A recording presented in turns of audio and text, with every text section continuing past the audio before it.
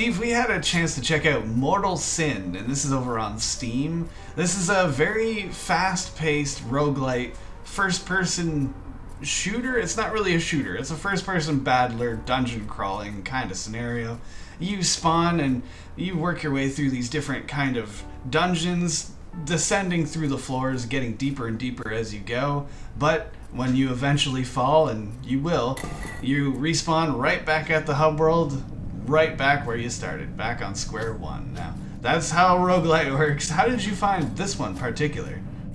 Oh, I had so much fun, but I will say one thing is we play lots of games, so when I jumped into this one, I like to explore first, and the issue I had is I went off to the right and I ended up on doing a different run that I suspect I should have done, the dungeon run, because if you stay on the path, it actually tells you the tips of your controls of what you're supposed to do, of how to work things. So that become very helpful sort of the second time, because like you said, you have one life and it is hack and slash and it is gory.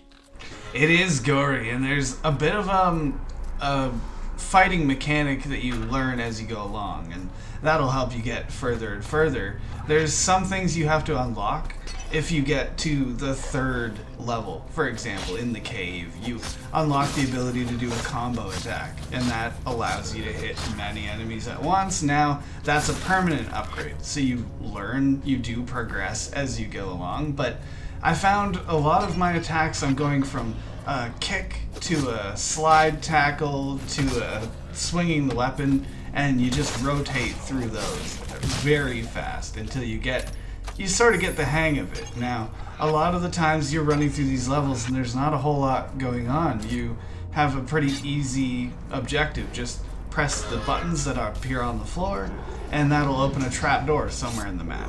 If you're lost, there's a waypoint thing that appears on the floor and it tells you exactly where to go.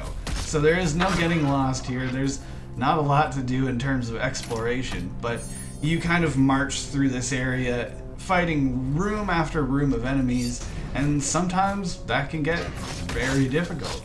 Depending on what weapons you pick up, it's all kind of a level of comfort. If you know how to use this sword, it may not be the best one, but if you have it understood, you'll get by, you'll get through there and progress deeper and deeper. There was something that was a little disappointing to me, was that there's not a whole lot of variance in terms of map and level design.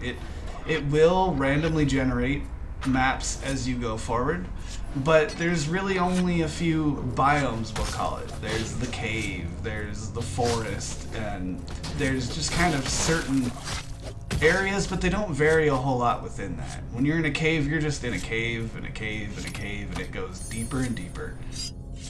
Yeah, I know what you mean, and I have to I know what you're saying about the auto-generated, the different maps, but I did love like you said, the difference of the weapons you can pick, from swords to axes to like sticks, and they'll tell you like the power upgrade, and also you can get like magic as well.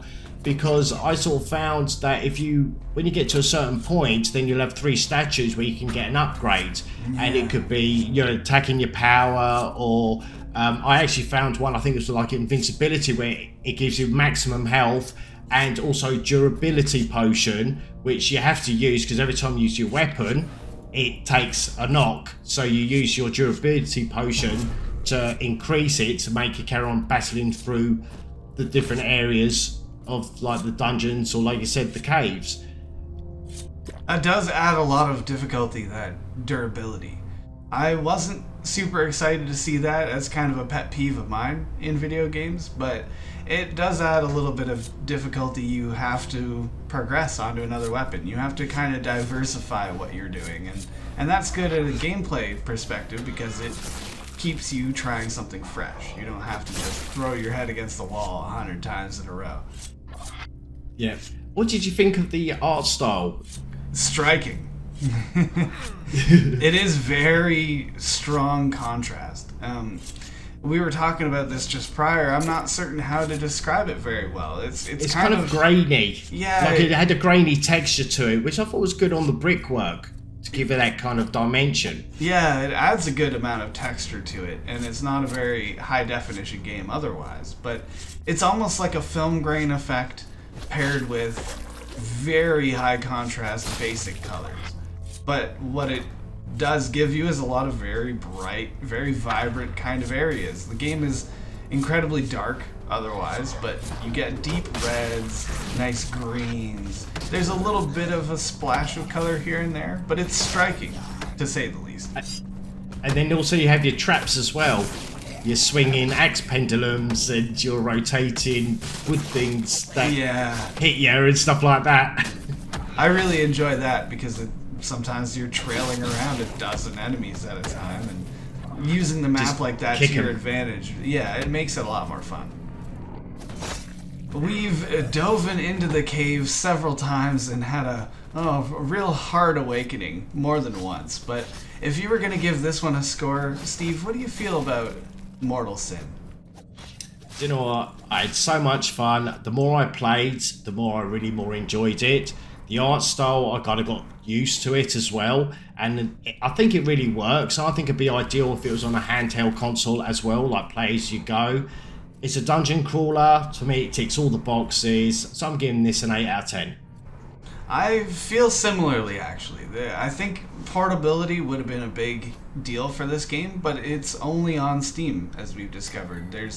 At least there's controller support, there's keyboard support. I only played on keys, and I found it worked just fine. So there's a lot of accessibility to this otherwise hard game.